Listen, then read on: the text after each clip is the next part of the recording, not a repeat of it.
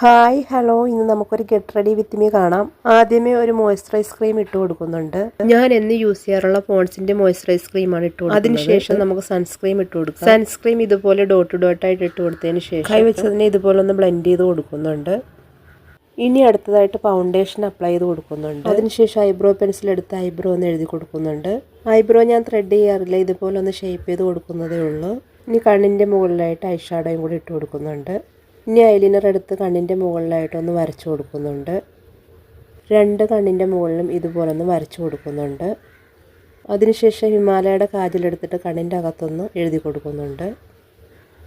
ഇനി ഐലൈനർ എടുത്ത് കണ്ണിൻ്റെ അടിയിൽ ഇതുപോലെ ഒന്ന് ഫില്ല് ചെയ്ത് കൊടുക്കുന്നുണ്ട്. അപ്പോൾ നല്ലൊരു ബ്ലാക്ക് കളർ കിട്ടും.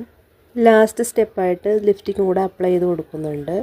ഇനി ഈ ഒരു കമ്മലും കൂടെ ഇട്ട് കൊടുക്കുന്നുണ്ട്. ഇതാണ് ഫൈനൽ ലുക്ക്. നിങ്ങൾക്ക് ഇഷ്ടപ്പെട്ടെങ്കിൽ കമൻറ്റ് ചെയ്യുക.